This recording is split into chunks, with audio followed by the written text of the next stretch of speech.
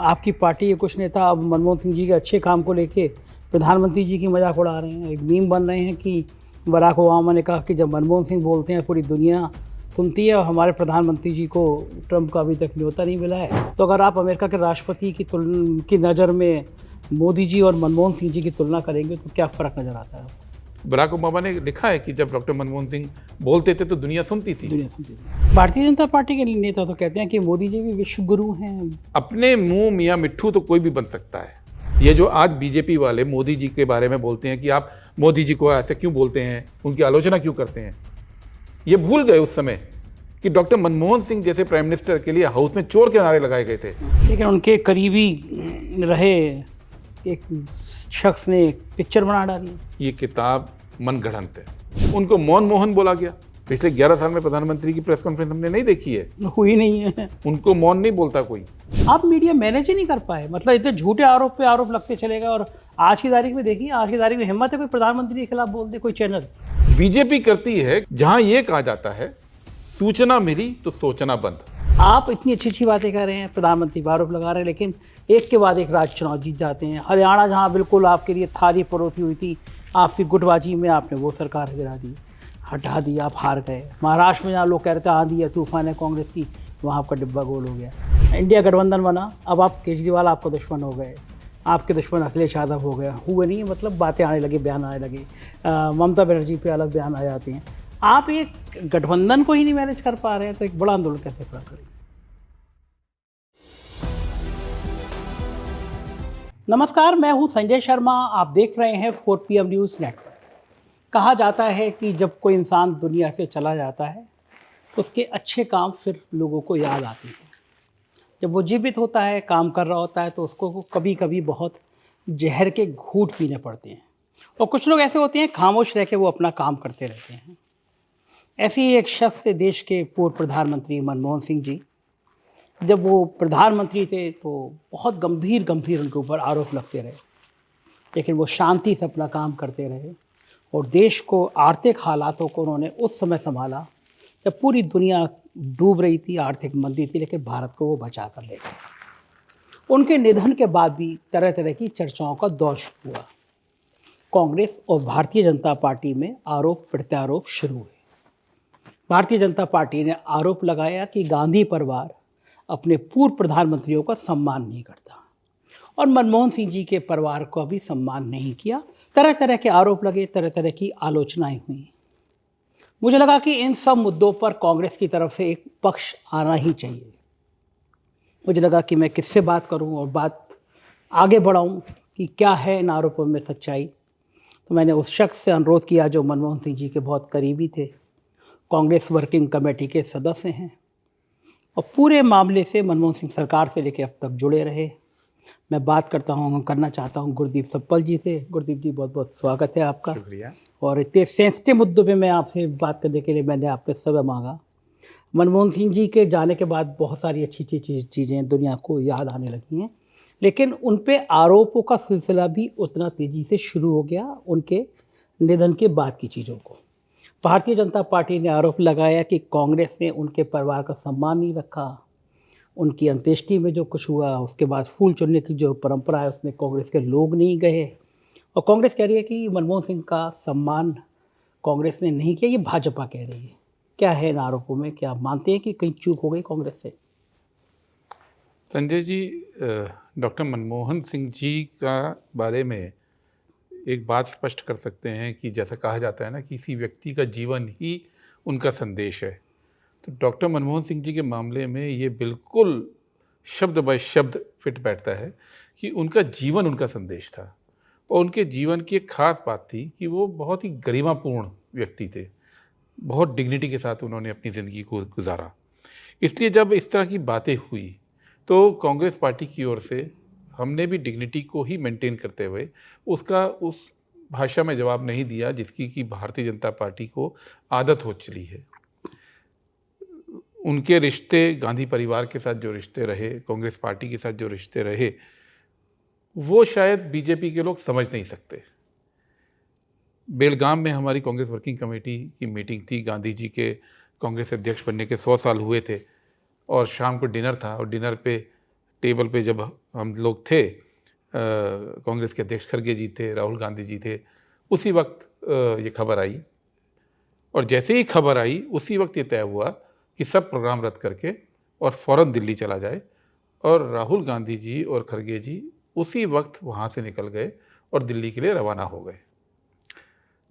अब आप देखिए, ये वो फैमिली है, गांधी फैमिली, कि जैसे ही खबर आई प्रियंका जी, जो कि तबीयत खराब होने की वजह से वर्किंग कमेटी की मीटिंग में नहीं गई थी, वो एम्स पहुंच गई थी। उस वक्त कोई नहीं था वहाँ पे, और लगभग पूरी रात, करीब सुबह 4 बजे तक एम्स से जब घर आए तो घर पे रहे। सोनिया गांधी जी रात को घर पे थी मनमोहन सिंह जी के। रात के 2 बजे जब लैंड किया प्लेन कर्नाटक से, खड़गे साहब का और राहुल गांधी जी का, वो लोग सीधा घर गए। और आपको उस पूरे, ये जो रात को गांधी फैमिली के सभी लोग, कांग्रेस के सीनियर लीडर खड़गे जी जब घर पे गए, तो आपको कोई फोटोग्राफ नहीं मिलेगा, क्योंकि दुनिया को दिखाने के लिए नहीं हो रहा था।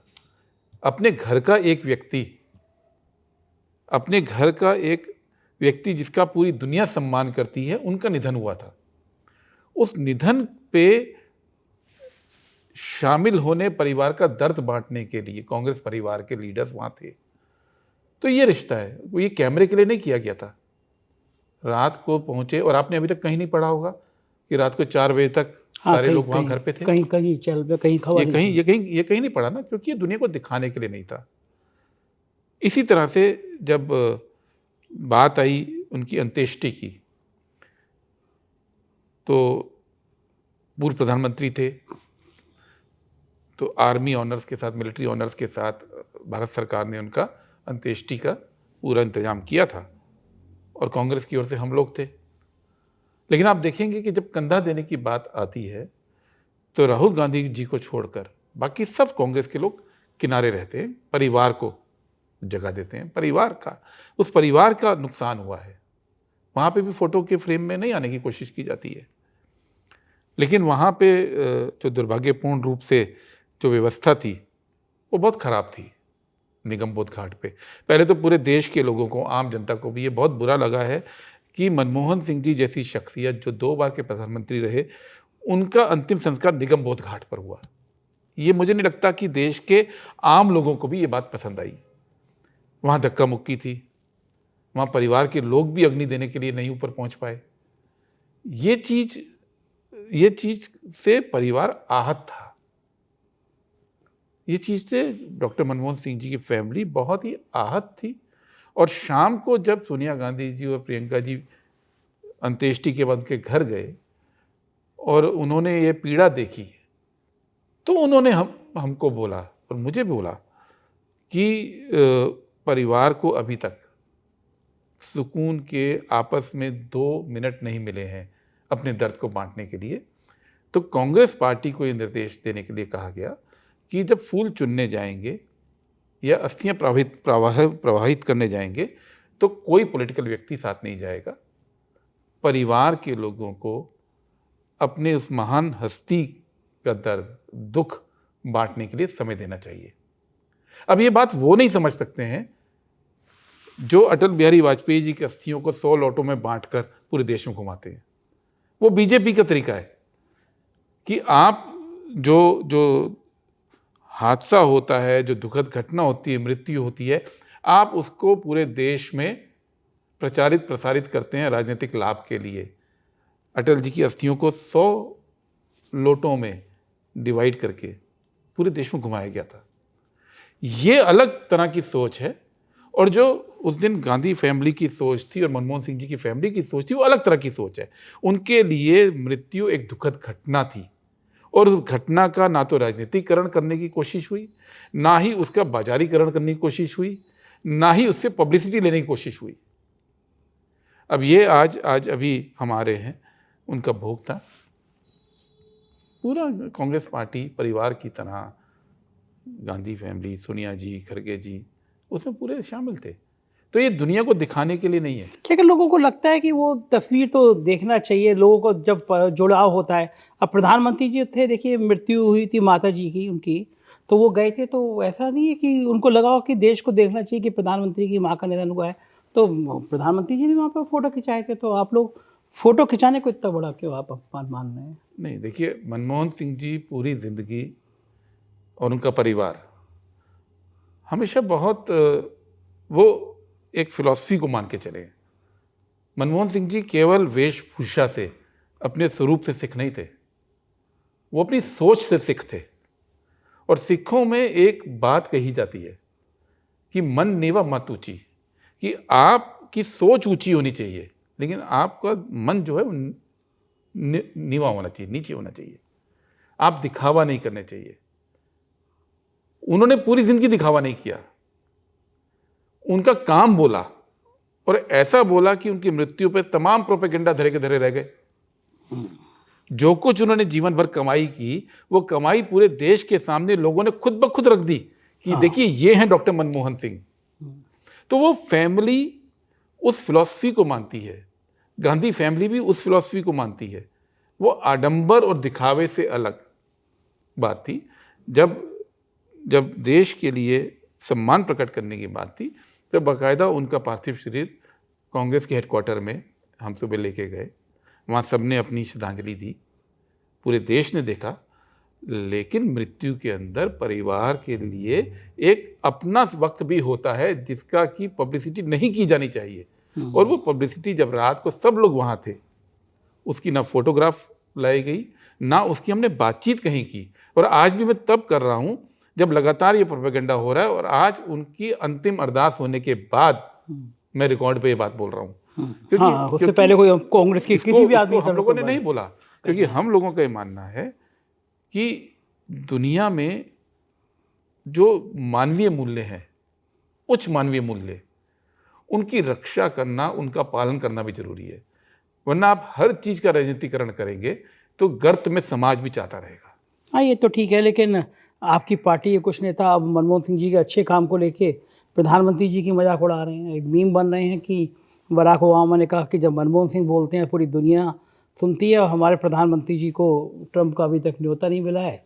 इसको लेके मीम्स बन रहे हैं। तो मनमोहन सिंह नहीं, इसमें संजय जी, हमारी पार्टी के किसी नेता ने मीम नहीं बनाया। अब सोशल मीडिया का कैरेक्टर ऐसा हो गया है कि बहुत सारे वॉलंटियर्स खुद ब खुद हर पार्टी के पक्ष विपक्ष में इस समय सोशल मीडिया में छाए हुए हैं, और वो उनको कोई पार्टी निर्देश भी नहीं देती है, लेकिन वो खुद ब खुद करते हैं। कांग्रेस पार्टी ने इस इशू पे कोई मीम ऑफिशियल नहीं बनाया। कांग्रेस पार्टी ने कोई ऐसी बात नहीं की। हमारे किसी नेता ने, खरगे जी ने, राहुल जी ने, प्रियंका जी ने, हमारे कम्युनिकेशन डिपार्टमेंट ने, हमारे सोशल मीडिया डिपार्टमेंट ने, हमारे किसी चीफ मिनिस्टर ने, किसी जनरल सेक्रेटरी ने कोई हल्की बात नहीं की। सोशल मीडिया का अपना जो कैरेक्टर है वो कंट्रोल से ही बाहर होता है। हाँ, वो तो अपने अपने मन का होता है। लेकिन अगर चूंकि आप इतने इंटेलेक्चुअल हैं, अगर तुलना करी जाए अमेरिका के दृष्टि से, चूंकि अब ट्रंप का शपथ ग्रहण हो रहा है, ये बहुत बड़ा मुद्दा बना हुआ है, तो अगर आप अमेरिका के राष्ट्रपति की नज़र में मोदी जी और मनमोहन सिंह जी की तुलना करेंगे तो क्या फ़र्क नज़र आता है आपको?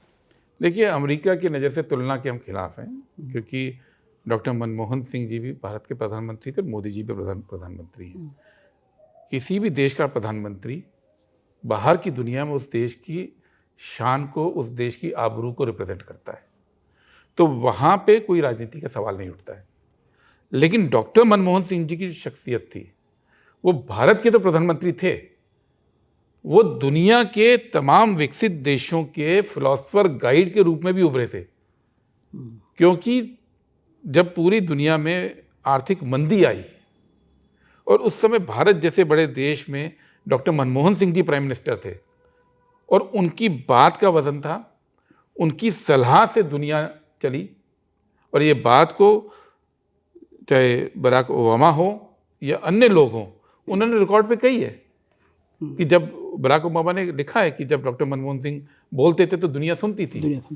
तो ये जो मुकाम डॉक्टर मनमोहन सिंह जी ने हासिल किया था, वो पिछले 50-60 साल में कोई और नेता हासिल नहीं कर पाया है।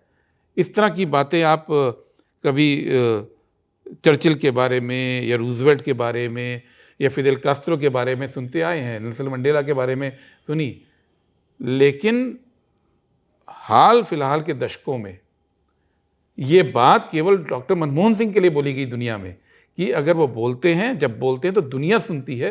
तो ये जो डॉक्टर मनमोहन सिंह जी का कंट्रीब्यूशन रहा कि वो भारत के तो सफल प्रधानमंत्री थे और सफल थे। आज आज आज पीछे मुड़ के जब जनता देख रही है तो आज उनकी आलोचना नहीं कर रहे हैं लोग, लेकिन वो दुनिया के पैमाने पर भी एक फिलोसफर थे, गाइड थे।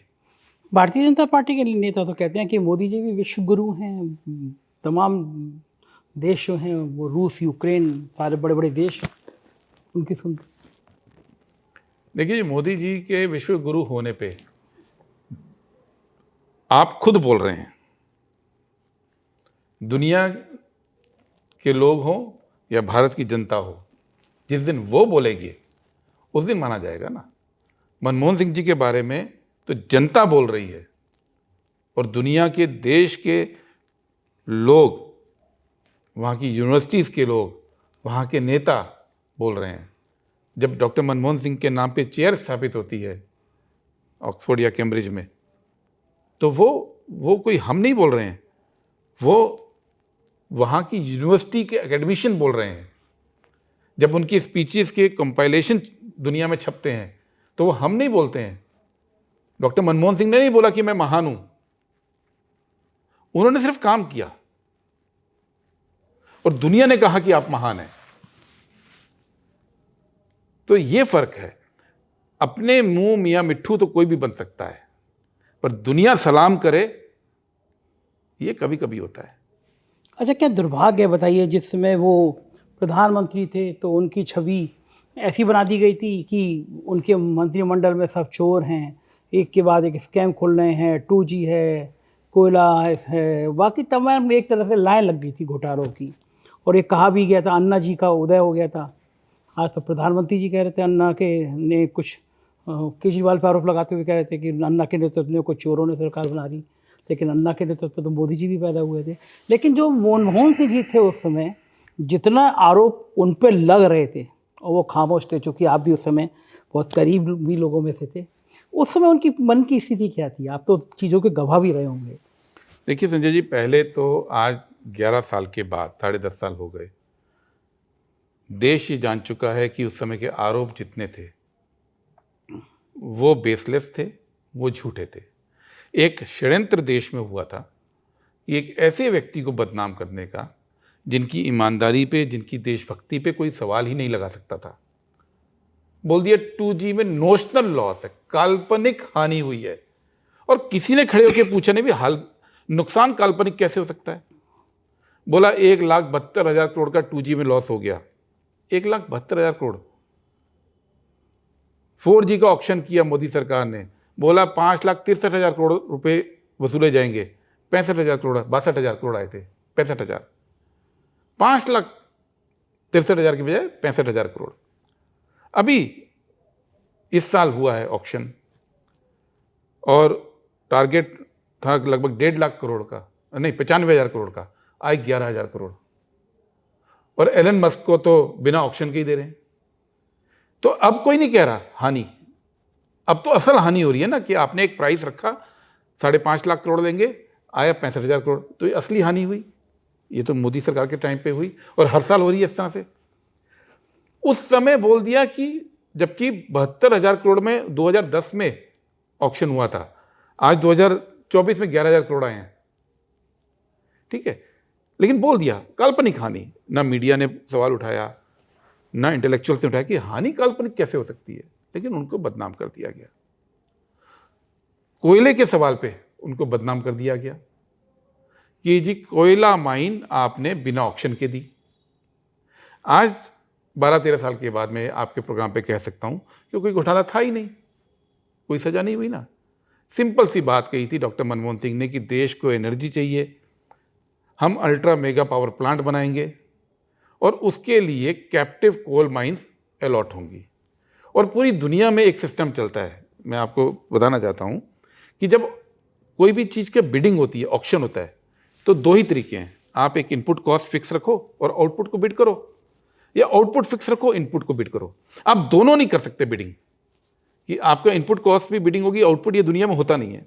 ये डॉक्टर मनमोहन सिंह ने किया, उसको बोल दिया घोटाला है। आज तो बिडिंग नहीं हो रही है कोल माइन की मोदी सरकार में, अब तो कोई घोटाला नहीं बोल रहा है। और 11 साल में कोई सजा हुई? नहीं आप हुई। लोगों का अब सवाल ये है कि उस जमाने में डॉक्टर मनमोहन सिंह इस सबसे आहत थे, लेकिन वो अपने कर्मयोगी की तरह काम करते थे। और उस समय में एक ऐसा माहौल बना दिया गया था मीडिया के द्वारा और विदेशी ताकत के दम पे जो पूरा सिविल सोसाइटी खड़ा हुआ, और मैं बोल रहा हूं क्योंकि आवास जैसा ऑर्गेनाइजेशन इसको पूरे सपोर्ट में था, उस वक्त सही बात कोई सुन ही नहीं रहा था। मुझे याद है कि 2013 में अगस्त की बात है, शायद 12 या 13 अगस्त की बात है, तो एक कोल के सवाल पे पूरा हाउस रोक के बैठे थे और डॉक्टर मनमोहन सिंह जी उस समय प्रधानमंत्री थे, तो हाउस एडजर्न हुआ राज्यसभा, और वो मेरे यहाँ उपराष्ट्रपति जी का जो ऑफिस था, मैं भी वहीं होता था, वहाँ आके बैठ गए और आधा घंटा वो वहाँ थे और मेरी बातचीत हुई। आहत थे। तो मैंने उनसे रिक्वेस्ट किया था कि आप जाके जो आपके मन में है या आप जाके बोलते क्यों नहीं है? पता चलना चाहिए लोगों को। तो वो बोले मुझे, वो ये बोले थे कि इस तरह के लेवल पे मैं गिर नहीं सकता हूं, मैं गिर कर जवाब नहीं दे सकता हूं, क्योंकि अगर देश का प्रधानमंत्री का नैतिक पतन होगा तो देश का नैतिक पतन होता है। हालांकि उसके बाद जब दोबारा हाउस चला और वो उस कमरे से निकल के राज्यसभा में गए, तो उन्होंने वो फेमस अपना भाषण दिया था कि ऐसा कौन सा देश है जहां बोला जाता है कि मेरा प्रधानमंत्री चोर है। ये जो आज बीजेपी वाले मोदी जी के बारे में बोलते हैं कि आप मोदी जी को ऐसे क्यों बोलते हैं, उनकी आलोचना क्यों करते हैं, ये भूल गए उस समय कि डॉक्टर मनमोहन सिंह जैसे प्राइम मिनिस्टर के लिए हाउस में चोर के नारे लगाए गए थे। और इस बात से डॉक्टर साहब आहत हुए थे और उस दिन जाके बोला उन्होंने फ्लोर पे कि ऐसा कौन सा दुनिया का देश है जहां ये कहा जाता है कि मेरा प्राइम मिनिस्टर चोर है। तो ये जो बीजेपी की पॉलिटिक्स है, जो कि ना केवल दोगली पॉलिटिक्स है बल्कि नैतिकता से परे है, उससे वो दुखी रहते थे। और इसके बाद भी जब भी मैं उनके से मिला पिछले 10 साल में, एज रिसेंट एज 2 महीने पहले भी मुलाकात हुई, तो मैं उनसे कई बार पूछता था कि आप अपनी बात को क्यों नहीं कहते पब्लिक में। वो नहीं मानते थे, कहते दुनिया अपने आप जान जाएगी। बोले जब आप देश चलाते हो तो बहुत सारी ऐसी चीजें होती हैं जो आपको मालूम होती हैं, पर आप देश हित में उसको बोलते नहीं हैं। और देश हित, और इसलिए उनको सिर्फ दर्द इस पे नहीं हुआ था कि जब उनके लिए बोला गया कि 2G और कोल, वो कहते उनको ये चोट तो छोटी लगी, पॉलिटिक्स मानते थे। पर जब मोदी जी ने ये बोला कि doctor Manmohan Singh Pakistan high commissioner के घर पे जाके देश के खिलाफ षड्यंत्र कर रहे हैं, ये बोला था मोदी जी ने, वो उनको दर्द लगा था कि देश के पूर्व प्रधानमंत्री जो अपनी जबान केवल इसलिए बंद रखते थे कि देश हित का नुकसान ना हो, उसके बारे में करंट प्रधानमंत्री ये बोल सकते हैं कि वो पाकिस्तान से मिलकर षड्यंत्र कर रहे हैं। वो आहत हुए थे और इसलिए फिर जेटली जी ने सदन में माफी मांगी थी प्रधानमंत्री के बयान के लिए। तो उन्होंने जो कुछ झेला, वो उन चीजों को कभी भी अपने अंदर से बाहर नहीं लाते थे। लेकिन उनके करीबी रहे एक शख्स ने एक पिक्चर बना डाली। देखिए, जो किताब लिखी थी उन्होंने, उस किताब को लेकर मैं जानता हूं कि उनका परिवार बहुत खफा था। वो लोग जिन्होंने डॉक्टर साहब को नज़दीक से ऑफिस में ऑफिशियल कैपेसिटी में देखा था, वो जानते थे कि ये किताब मनगढ़ंत है, जिसको कहते हैं ना कि आप गप को, आप नज़दीक होते हैं तो आप गप को लिखते हैं, वो सच नहीं थी। और आज की तारीख में आज उनसे पूछिए, भाई आप मीडिया एडवाइजर थे संजय बारू, अब कहाँ गए? डॉक्टर मनमोहन सिंह जैसे व्यक्ति जो कि बहुत दृढ़ निश्चयी थे, वो धीर गंभीर थे। 1991 में जो आर्थिक उदारीकरण का फैसला उन्होंने लिया, वो क्या कोई कमजोर आदमी ले सकता था? उन्होंने प्रधानमंत्री रहते हुए जिस तरह के फैसले लिए, वो कोई कमजोर आदमी ले सकता था? वो व्यक्ति का कसूर बना दिया गया। हम जानते हैं कि हमारे यहाँ भारतीय परंपरा में जितने महान लोग होते हैं, जिसको आप बोलते हैं ज्ञानी लोग, संत लोग, पढ़े लिखे लोग, नोबेल प्राइज विनर लोग, वो धीर गंभीर होते हैं। और जितने हल्के लोग होते हैं वो बहुत बक बक बक बक बक बक करते हैं। और अचानक से हम देखते हैं कि पूरा एक प्रोपेगेंडा मशीनरी आई कि हल्के ढंग से बोलने को ग्लोरीफाई कर दिया और धीर गंभीरता से अपनी बात रखने वाले को बदनाम करना शुरू कर दिया। उनको मौन मोहन बोला गया। उन प्रधानमंत्री को मौन मोहन बोला गया जो साल में फ्लाइट में दर्जन भर से ऊपर प्रेस कॉन्फ्रेंस करते थे,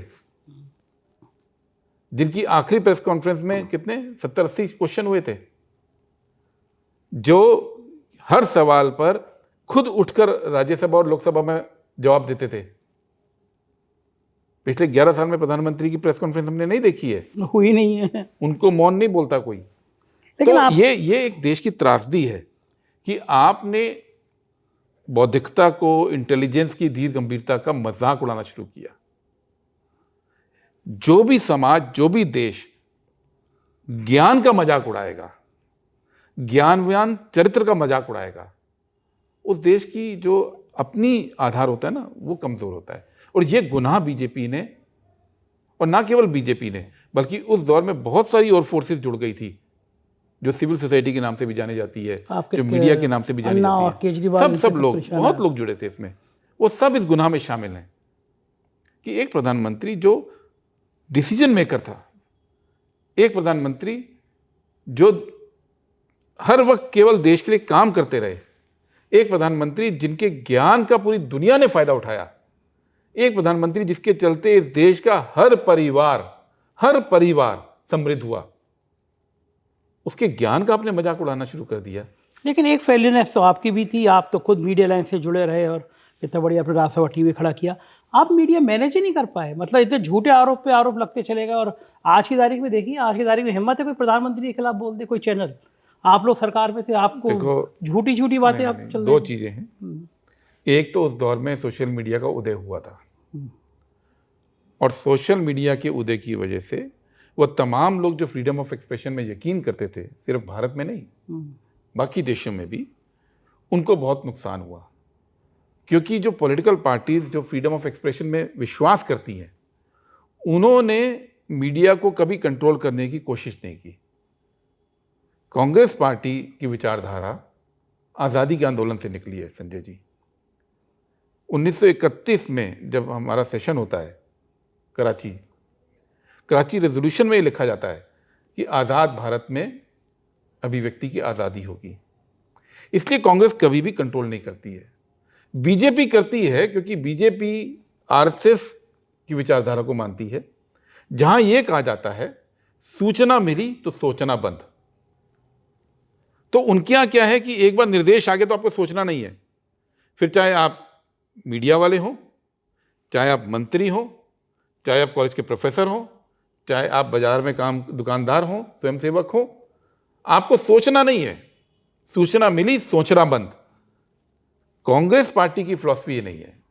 वो ये कहती है कि जो आपके विचार हैं वो आपकी संपत्ति है, उस पर आपका हक है, और आपको उस संपत्ति को रखने का, उसको व्यक्त करने का अधिकार होना चाहिए। इसलिए अभी हमारी 3 सरकारें हैं राज्य में, कि हमने वहां मीडिया कंट्रोल कर लिया।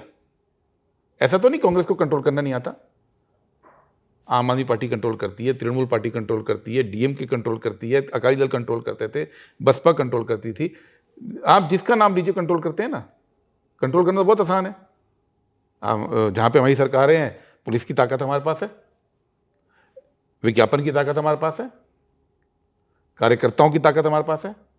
हम चाहें तो 2 मिनट में हम भी कंट्रोल कर सकते हैं मीडिया को। लेकिन हम आज भी वहां कंट्रोल नहीं करते हैं, क्योंकि हमारी फिलॉसफी में मीडिया को कंट्रोल करने का सोच नहीं है। और अगर हम ये सोच को अपना लेंगे तो कल हम भी आरएसएस की तरह हो जाएंगे। तो फिर आरएसएस से शिकायत क्या है? उनकी तरह बनना नहीं है। उसका नुकसान हुआ ना, 100% नुकसान हुआ।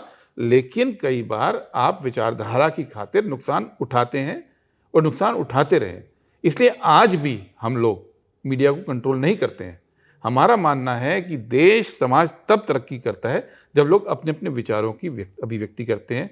हाँ, जो झूठ का प्रचलन हो गया है उस पर जरूर रोक लगने की जरूरत है। जो खबर के नाम पे झूठ फैला देते हैं, खबर के नाम पे फेक न्यूज़ फैलाई जाती है, तो उस पर भी आप कहाँ कंट्रोल कर पा रहे हैं? जो इतने जहरीले चैनल हैं उन तक को तो आपकी सरकार हजारों लाखों करोड़ों रुपए विज्ञापन देती है। नहीं, हम उस पर कंट्रोल नहीं कर पाते हैं क्योंकि वो केंद्र सरकार हमारे पास नहीं है। जिस दिन होगी उस दिन होगा कंट्रोल। तो आप फेक न्यूज़ पे, मीडिया पे नहीं, फेक न्यूज़ पे। तो आपको क्या लगता है कि इस समय देश के जो बड़े बड़े चैनल हैं, वो कोई चैनल ऐसा है जो इस पर फेक न्यूज़ ना चलती हो? नहीं, इस पर मैं अभी बोलूँगा नहीं, मेरी बात स्पष्ट हो चुकी है। अच्छा, आप अभी भी उनका बचाव करेंगे।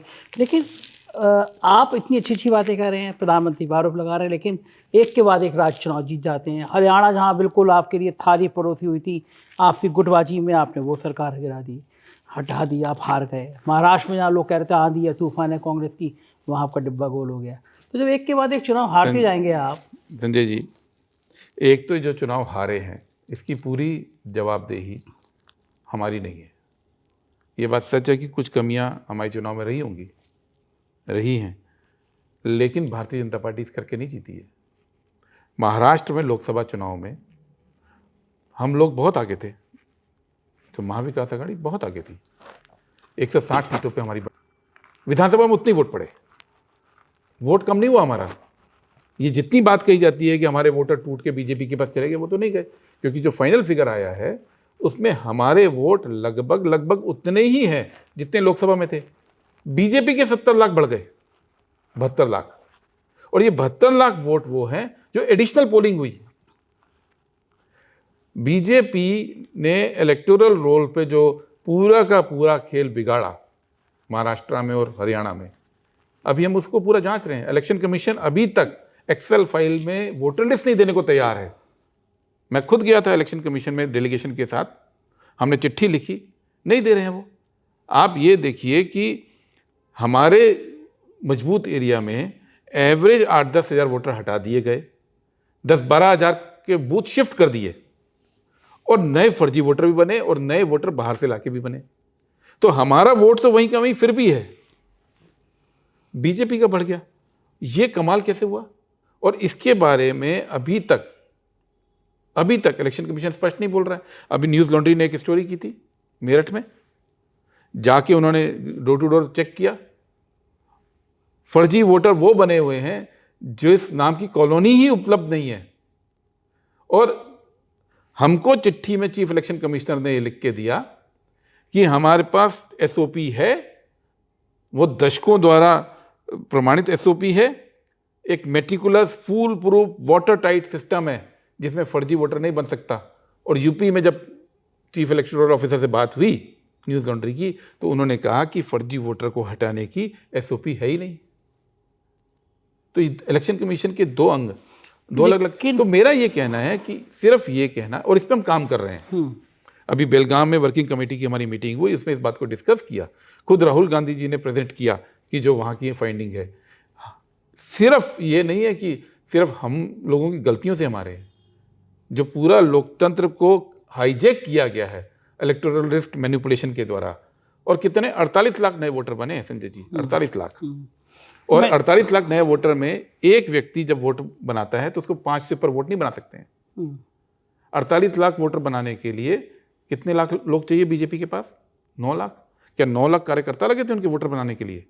बिना पेपर ट्रेल के हमारा को लगता है ये वोटर बने हैं, और इसलिए हम जांच की मांग कर रहे हैं इलेक्शन कमीशन से। सबका सब प्रैक्टिकल बात यह है कि मुझे इन खराब शब्दों का इस्तेमाल नहीं करना चाहिए, लेकिन इतना नाकारा नपुंसक चुनाव आयोग मैंने आज तक देखा नहीं। आप भी जानते हैं, आप उनके लिए प्रेस कॉन्फ्रेंस करेंगे, आप उनको ज्ञापन देंगे, आप अपनी बात कहेंगे, और आप भी जानते हो आपकी बात नहीं सुनेंगे। गांधी जी के 3 बंदरों की तरह उनको ना दिखाई पड़ता, ना बोल सकते, ना सुन सकते। लेकिन फिर सिर्फ केवल औपचारिकता रह जाएगी। आपने प्रेस कॉन्फ्रेंस कर ली, आपने उनके विरोध में बोल दिया, आपने ज्ञापन दे दिया। मुझे अभी तो याद आ रहा है, एक बार बड़े टिकैत साहब थे, किसानों ने नहीं मान रही थी सरकार, यहाँ पे आ गए थे बैलगाड़ी और लेकर और डाल दिया था डेरा। ये रहा उसके, आप लोग एक मूवमेंट बड़ा खड़ नहीं कर, हर बार ईवीएम, हर बार चुनाव आयोग, कोरोना, एक बड़ा आंदोलन क्यों नहीं खड़ा कर पा रहे? बुलाइए लाखों लोग दिल्ली में, डेरा डालो, घेरा डालो, करिए, प्रदर्शन करिए। आप लोग फॉर्मेलिटी वाली राजनीति करते हैं। दो अलग अलग चीज़ें हैं। एक कि हम पार्टी के लेवल पे पहले तो सारे फैक्ट्स इकट्ठे कर रहे हैं। हम्म, ये कानूनी लड़ाई भी होगी और जनता के बीच की लड़ाई भी होगी, आप यकीन मानिए। जो आप कह रहे हैं इस तरह के बहुत सारे सुझाव आ रहे हैं और 2025 में इस लड़ाई को हर लेवल पे हमको लड़ना पड़ेगा, इसके अलावा कोई ऑप्शन नहीं है और उसकी हम तैयारी कर रहे हैं। हम ऐसे केवल सनसनीखेज तरीके से कुछ भी कहने के लिए जनता में नहीं जा रहे हैं, हम बाकायदा इसकी स्टडी कर रहे हैं। लेकिन आज का इंटरव्यू तो डॉक्टर मनमोहन सिंह के बारे में है। हम वापस इलेक्शन कमीशन पे जाएंगे तो वो जो महान हस्ती हैं, हाँ। आप देखिए ना, उनको इतना बदनाम किया। अच्छा, एक चीज़ मैं पूछ लूँ, फिर मैं मनमोहन सिंह जी पे आऊँगा। एक चीज़ और बड़ा सवाल ये है कि आप आंदोलन तो खड़ा करेंगे, लेकिन उससे पहले आपस में लड़े जा रहे हैं। इंडिया गठबंधन बना, अब आप केजरीवाल आपका दुश्मन हो गए, आपके दुश्मन अखिलेश यादव हो गए, हुए नहीं, मतलब बातें आने लगी, बयान आने लगे, ममता बनर्जी पे अलग बयान आ जाते हैं। आप एक गठबंधन को ही नहीं मैनेज कर पा रहे हैं, तो एक बड़ा आंदोलन कैसे खड़ा करेंगे? नहीं, देखिए, हमने पंजाब में लोकसभा चुनाव आम आदमी पार्टी के साथ तो नहीं लड़ा था, दिल्ली में लड़ा था। हमने ममता बनर्जी के साथ तो नहीं लड़ा था, अलग लड़ा था।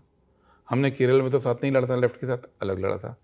इंडिया अलायंस को जब आप इलेक्शन की नज़र से सिर्फ देखते हैं तो अलग फैसला होगा। अगर आप ये देखते हैं कि आरएसएस बीजेपी की फ़िलॉसफी के अगेंस्ट में जो लोग हैं, जो संविधान की फ़िलॉसफी को मानते हैं, तो वो सब एक होते हैं। इसलिए मुद्दों पर ये सब पार्टी से एक होती हैं। लेकिन चुनावी राजनीति में कई बार ये होता है, अब आप मान लीजिए पंजाब में अगर हम और आम आदमी पार्टी चुनाव इकट्ठे मिलकर लड़ते तो फ़ायदा किसको होता? ऑफकोर्स बीजेपी हो रहा है। तो कई बार इस तरह की, अगर केरल में लेफ्ट और हम चुनाव मिलकर लड़ते तो फ़ायदा किसको होता? तो यहाँ पे दिल्ली में भी यही करने जा तो रहे हैं। दिल्ली के अंदर हमारा स्टैंड क्लियर है।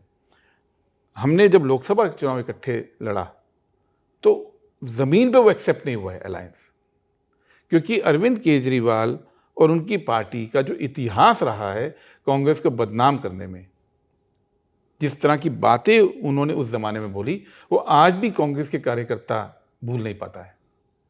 इसलिए यहाँ पे अलग चुनाव लड़कर अपनी पार्टी मजबूत करने की बात है। ओके, यानी राज्यों में अलग। आदमी बड़ा कंफ्यूज हो जाता है कि वो महाराष्ट्र में संजय सिंह और केजरीवाल कहते हैं कांग्रेस बहुत अच्छी है, दिल्ली में कहते हैं कांग्रेस खराब है, तो आप कार्यकर्ता बहुत कंफ्यूज हो जाता है। लेकिन बहुत बहुत शुक्रिया सबका। डॉक्टर मनमोहन सिंह जी के बारे में एक दो बातें और हाँ, बिल्कुल बिल्कुल बिल्कुल, जो मेरे को अभी याद आई। जी जी। उनको बहुत बदनाम किया। वो अकेले प्रधानमंत्री रहे जिन्होंने शक होने पर भी अपने मंत्रियों को बर्खास्त किया। उनको जेल भी हुई। ए राजा भी थे, कानीमोजी भी हुई। ये कोई कमज़ोर पीएम तो नहीं करता है। लेकिन जिस दिन उनका अंतिम संस्कार था और उनके पार्थिव शरीर को जब चिता की तरफ ले जा रहे थे, तो पीछे से एक व्यक्ति ने मेरा हाथ पकड़ा और मैंने देखा तो वो ए राजा थे, गमगीन थे। वो शख्सियत जिनके प्रधानमंत्री रहते हुए ए राजा को बेगुनाही के बावजूद जेल में जाना पड़ा, वो दुख में उनको कंधा देने पहुंच रहे हैं। इस बात को अगर हम समझ सकें ये देश क्या है। ठीक बात। और दूसरी बात, जब हम डॉक्टर मनमोहन सिंह की बात करते हैं तो हमको ये भी समझना है कि वो, उनके अंदर जो टैलेंट था, उस टैलेंट को प्लेटफॉर्म भी कांग्रेस पार्टी ने दिया। आज अभी मैं बयान देखा था किसी सिख लीडर का कि डॉक्टर मनमोहन सिंह केवल कांग्रेस के नहीं हो सकते हैं, वो तो सबके हैं। बिल्कुल सबके हैं, लेकिन उनको कांग्रेस से दूर करने की जो साजिश हो रही है अभी, जैसे पहले सरदार पटेल को कांग्रेस से अलग करने की कोशिश हुई। भाई हमारे उप प्रधानमंत्री थे, हमारी पार्टी में थे, हमारे पार्टी अध्यक्ष थे, और हम ही को कोशिश करते हैं जस्टिफाई कराने की कि भाई वो कांग्रेसी अगेंस्ट थे।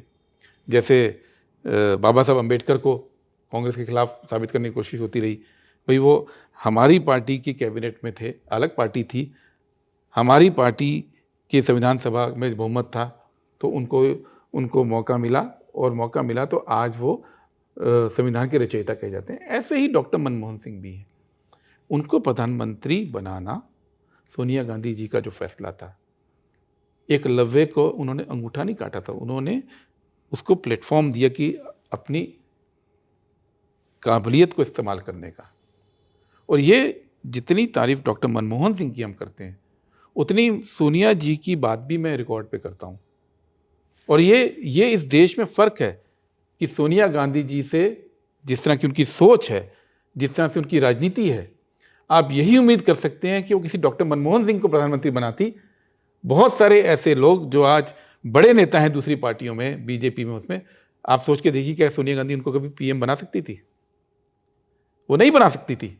तो ये जो कांग्रेस की सोच है कि लीडरशिप देश की सच्ची होनी चाहिए, लीडरशिप देश की ईमानदार होनी चाहिए, लीडरशिप देश की बुद्धिमान होनी चाहिए, लीडरशिप देश की पढ़ी लिखी होनी चाहिए, लीडरशिप देश की कानून को मानने वाली होनी चाहिए।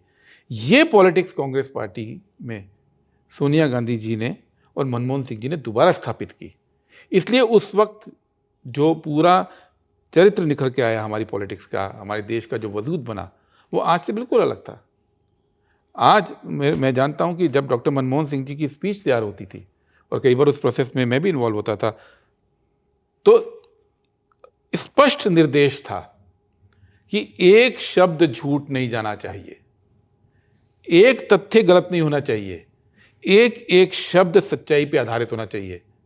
अब ये नहीं होता है। अब तो जो है ये बोल दीजिए, कोई दिक्कत नहीं है। तो ये वाली जो राजनीति है, ये कांग्रेस की राजनीति थी। ये राजनीति सोनिया जी ने एस्टैब्लिश की थी, ये राजनीति डॉक्टर मनमोहन सिंह ने एस्टैब्लिश की थी।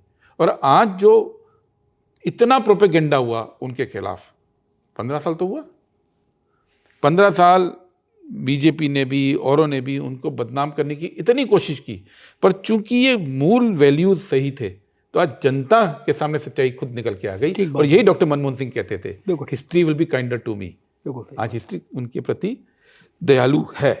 सपोज अब आप बहुत उस दौर में करीबी थे, राज्यसभा टीवी का उदय हो रहा था, आप संभाल लेते थे टीवी, लगातार आपके संवाद होता रहता था। उसके बाद में जब वो रिटायर हो गए और मतलब चेंज हो गई सरकार है, कौन सी ऐसी व्यक्तिगत यादें हैं जो आपको लगेगा कि मनमोहन सिंह कितने उदार थे, कितने बड़े दिल के थे, या मौजूदा सत्ता के बारे में उनकी सोच क्या थी? आप उनके बाद में भी उनसे मिलते रहते थे?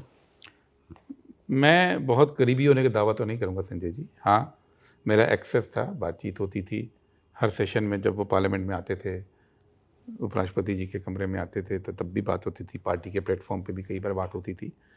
तो मैं उनको जानता था अच्छी तरह से, बाद में भी मिलता रहा। अभी 2-2.5 महीने पहले भी एक बार मुलाकात हुई थी उनसे, काफ़ी कमज़ोर थे। अब जैसे मुझे याद आता है जब डीमोनेटाइजेशन हुआ, तो डीमोनेटाइजेशन का जो पूरा कॉन्सेप्ट है, ये कॉन्सेप्ट मैं आपको एक बहुत बात जो मैंने कभी शेयर औरों से नहीं की, ये जेटली जी को मैंने बताया था आफ्टर डीमोनेटाइजेशन।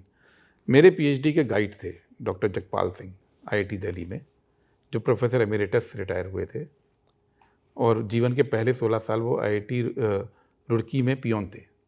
तो अच्छा। पियोन से वो आईआईटी के प्रोफेसर बने 16 साल पियोन रहने के बाद। अरे बाप रे!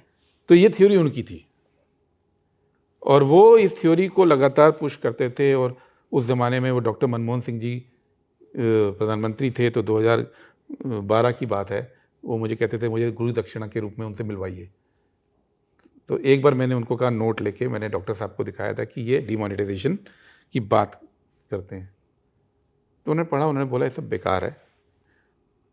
और ये बात फिर उन्होंने रिपीट की जब नोटबंदी हो गई। तो उन्होंने कहा एक बेसिक प्रॉब्लम है कि देश में एक फॉर्मल इकॉनमी, एक इनफॉर्मल इकॉनमी है, और नरेंद्र मोदी हो या नोटबंदी के जो पूरे डिज़ाइनर थे, उन्होंने मान लिया कि जितनी इनफॉर्मल इकॉनमी है वो ब्लैक इकॉनमी होती है। वो ब्लैक इकॉनमी नहीं होती है, वो इनफॉर्मल इकॉनमी होती है। तो डॉक्टर मनमोहन सिंह जी का ये मानना था कि आपने इस देश की इनफॉर्मल इकॉनमी पे इतनी गहरी चोट कर दी है कि देश कई साल तक भुगतेगा। तो ये बात मुझे आज भी याद है। और उसके बाद उन्होंने वो स्पीच दी थी, इट इज़ ऑर्गेनाइज्ड लूट एंड प्लंडर, राज्यसभा के अंदर, क्योंकि एज अ इकोनॉमिस्ट वो शॉक थे कि एक ऐसी बात जो उनके ज़माने में उन तक पहुंचाई थी, और जिसको मानते थे कि बिल्कुल इकोनॉमिक थ्योरी के हिसाब से ये बिल्कुल अहमकाना बात है, एकदम इडियट वाली बात है, मैं शब्द यूज़ करूं, तो वो बात को प्रधानमंत्री ने मान के उसको पूरे देश पे थोप दिया। बहुत नुकसान हुआ। ये उनके साथ हुआ। और वो जिसको कहते हैं ना, एक मैंने कहा कि वो प्रैक्टिसिंग सिख थे, तो उनकी से जो बात एक बार हुई तो वो बोलते थे कि हमारी अरदास के अंदर, अगर आपने कभी सिखों में अरदास जो होती है उसमें सुना हो, तो उसमें दो बहुत महत्वपूर्ण चीज़ें होती हैं। एक कि सिखों का मन नीवा मत ऊंची, जो मैंने बोला कि वो उनकी सोच ऊंची होती है लेकिन उनका व्यवहार हम्बल होता है। और दूसरा उसमें कहा जाता है कि सिखों को सिक्खी दान की, आपको भगवान दान में सिक्खी दे, केश दान दे, लेकिन 3 बातें और होती हैं। उनको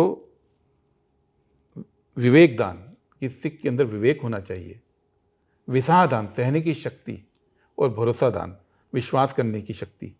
तो मनमोहन सिंह जी कहते थे कि हमारे अंदर सहने की शक्ति होनी चाहिए, हमारे अंदर भरोसा करने की शक्ति होनी चाहिए, और हमारे अंदर विवेक होना चाहिए। और इन पूरे तीनों फिलॉसफी के ऊपर उन्होंने अपने पूरे जीवन को काम किया, डिज़ाइन किया। और अगर आप इस बात को समझ जाएंगे, इन दोनों कॉन्सेप्ट्स को, तो आप ये समझ जाएंगे कि उनका जीवन, उनका रिस्पॉन्स, उनका काम वैसा क्यों था। कई बार लोग बोलते हैं कि उन्होंने बढ़ चढ़ के अपना प्रोपेगेंडा क्यों नहीं किया, बढ़ चढ़कर अपनी बात को रिएक्ट क्यों नहीं किया, लेकिन वो इस फिलॉसफी को मानते थे। और इसी वजह से उनकी डेथ में भी आज आपने देखा कि घर के अंदर जो पाठ हुआ तो केवल 200 लोग थे, परिवार के लोग थे। उनकी डेथ में भी वो गरिमा मेंटेन की गई जो उनकी सोच थी। बिल्कुल ठीक बात है, मैं सहमत हूँ इस बात से। आपके बहुत बहुत शुक्रिया सप्पल साहब, आपने इतना समय दिया, थैंक यू। ये थे गुरदीप सप्पल जी, और बहुत शानदार और बहुत अच्छी बातें बताई स्वर्गीय प्रधानमंत्री मनमोहन सिंह जी के बारे में। सच बात है, बड़ा मुश्किल होता है कि जब लोग आप पे आरोप लगा रहे हो, झूठे आरोप लगा रहे हो, उस समय आप खामोश रह के मुस्कुरा के बस अपना काम करते रहें। और देश ने देख लिया कि मनमोहन सिंह कौन सी शख्सियत थे, कितनी ताकतवर शख्सियत थे, पूरी दुनिया उनको सलाम करती है। मुझे लगता है कि इस बातचीत से बहुत सारे तथ्य आपको निकल के सामने आए होंगे जो आप नहीं जानते होंगे। मुझे बताइएगा जरूर कैसी लगी बातचीत। चैनल को सब्सक्राइब करना और ज्वाइन करना ना भूलें। शुक्रिया, थैंक यू।